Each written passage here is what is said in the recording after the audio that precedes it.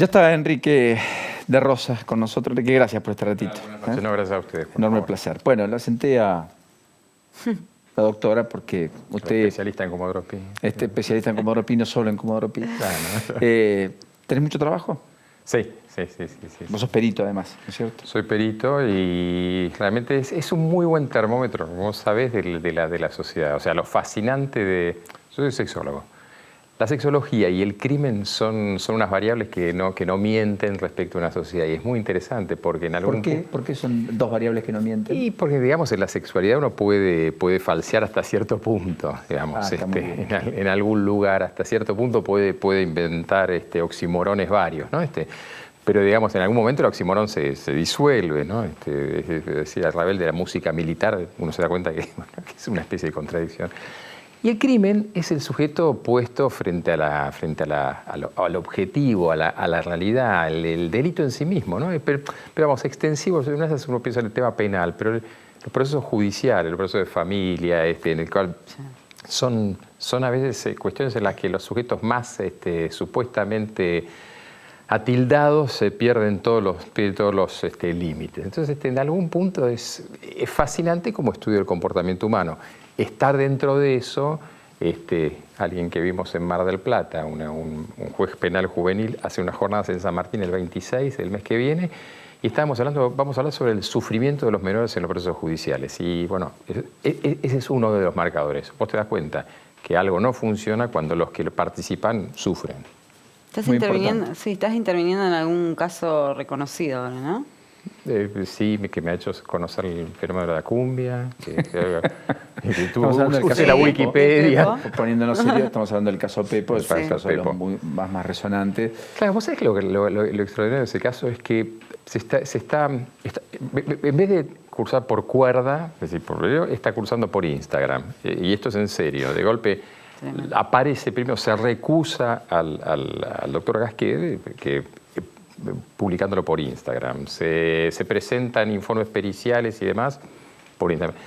Y esto también es interesante porque es el nuevo mundo en el que estamos viviendo, ¿no? Mientras la justicia, hemos estado con vos, trata de ver cómo hace para las comunicaciones electrónicas, la realidad, y ahí volvemos, la supera. Entonces vos tenés que en lugar de ir al expediente va primero a las redes. Y entonces esto está pasando en un montón de causas.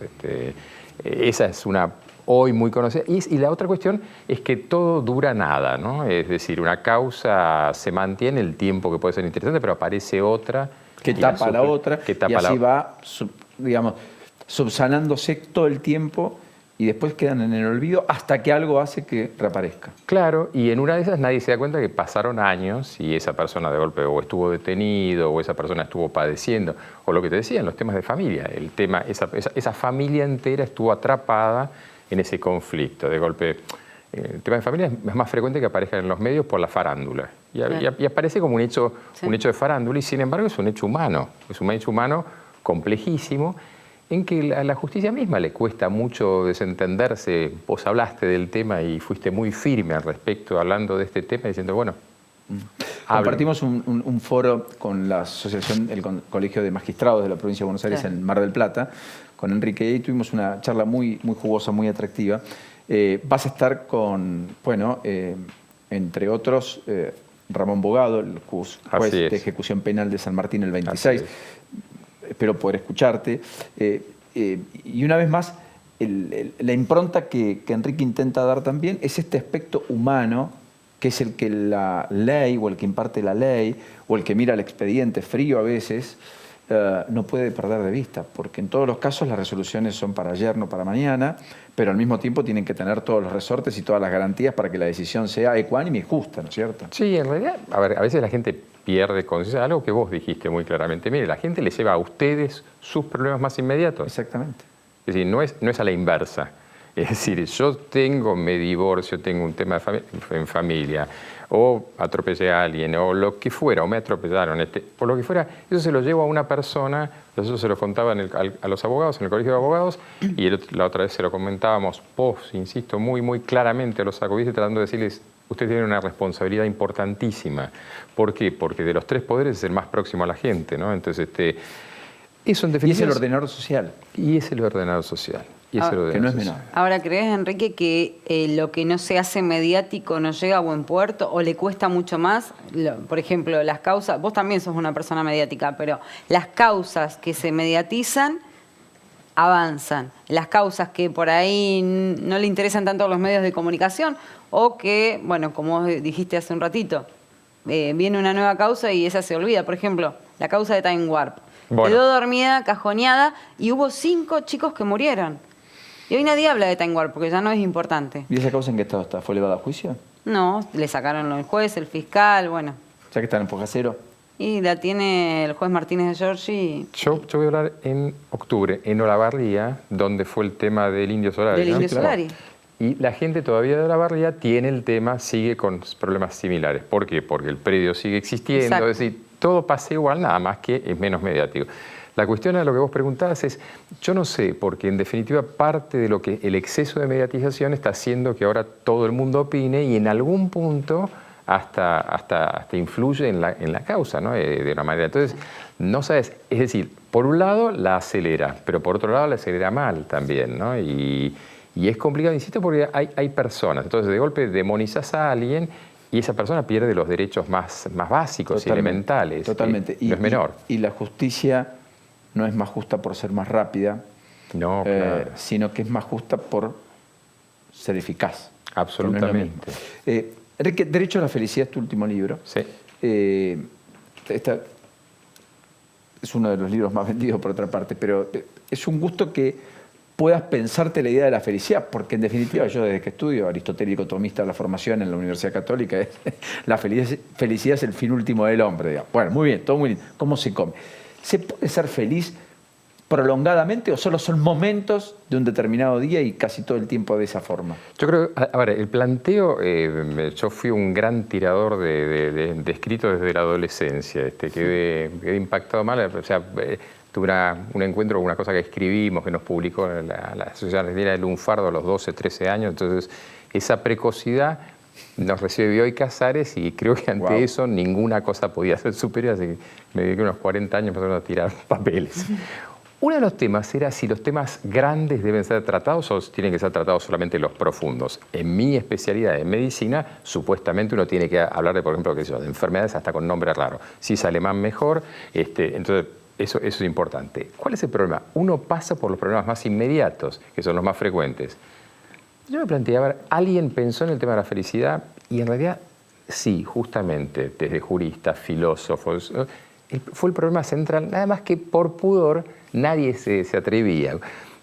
Yo con una educación marista, el libro de cabecera era Heidegger y la metafísica atomista. Cosa que estaba bien, lo aprendíamos y no entendíamos absolutamente nada, repetíamos, pero no entendíamos a la persona Heidegger, no entendíamos a la persona Aristóteles, no entendíamos.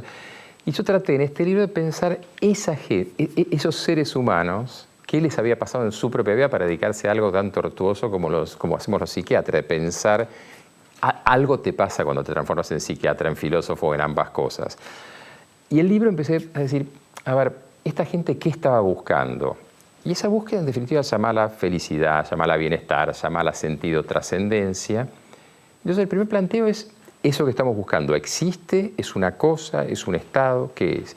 Y por ahí ahondé y empecé a plantearme primero si Camus en un libro empieza a decir, primero si la cuestión de la filosofía debe ser siquiera una cuestión. ¿Por qué? Porque la primera cuestión es si la existencia, si somos o no somos. Es interesante que plantearse que si la cuestión de la felicidad es un tema en sí mismo o no, si la naturaleza del hombre tiene sentido o no la felicidad. Pasado ese escalón en el cual si la trascendencia del hombre tiene que ser o dolorosa, la formación un poco habitual judeocristiana, que este estadio vital no tenía nada que ver con la felicidad, pero después nos la ganábamos, empecé a preguntarme sobre cómo se planteaba la sociedad, la felicidad. Y afortunadamente se lo plantearon cantidad de personas. El último, un estudio en Harvard que lleva 80 años ya. Empezaron a preguntar, entre las cuales hasta participó Kennedy como estudiante de Harvard. Y le empezaron a preguntar desde estudiantes hasta su vida adulta, hoy tienen gente de 90 años, qué era la felicidad, cómo la habían pasado, qué habían hecho, si se habían casado, si no se habían casado, Y básicamente la primera pregunta al origen del cuestionario era qué era la felicidad. La gente en general contestaba sobre objetos, sobre cosas, sobre fama, sobre dinero. Al final del estudio, en general, la gente contesta sobre estados. Es decir, habla de amor, habla de sentimientos de paz, habla de cosas muy, muy simples. Aquello no material, no cuantificable. Eso que no se puede cuantificar. Algo que hace años estamos empezando a trabajar que se llama los intangibles en el área de la economía y que en realidad al final del estudio es muy, muy interesante para la gente que nos escuche. Hay unos videos de YouTube de los directores últimos y son genios de la psiquiatría y hablan en términos casi que parecen burdos. Miren, la felicidad y tiene que ver con el amor y les va a parecer estúpido. Es decir, terminan diciendo, miren, es amor, son las relaciones afectivas, todo lo que les debe haber contado su madre. Es decir, son cosas muy simples y básicamente tienen que ver con un estado interno más que algo externo. O sea, Enrique, nos tenemos que ir, es una pena, quedaríamos hablando mucho más, pero por último, ¿la felicidad es mucho más sencillo o está en lugares más sencillos de los que creemos? La palabra, el título era por eso. La felicidad es mucho más directa de lo que creemos, no mucho más fácil, está mucho más cerca, como la estamos buscando lejos, no la encontramos. En realidad hay que empezar a buscar en el aquí y ahora, que es así el centro de la felicidad. Lo único que existe es este instante. Si nosotros no perdemos este instante, lo otro no existe. Sí. ¿Nos hizo feliz por un ratito eso? Sí. Vos sabés que muchos niños hoy en día, con esto termino, dicen cuando le preguntás qué quieres ser de grande, quiero ser feliz. Absolutamente, absolutamente. Y es lo que uno espera de sus propios hijos, ¿no? Pero es lo que uno elige, porque vos la mente la podés manejar como querés. Y si elegís estar feliz, pasarla bien, la vas a pasar bien. Sí, ahora, entraríamos sobre un enorme tema. El problema es que en la mente no la manejamos también. No. Justamente por eso, digamos, tenés tanto trabajo, entre otras cosas. Gracias, Enrique. A vos, a ustedes. Un enorme placer.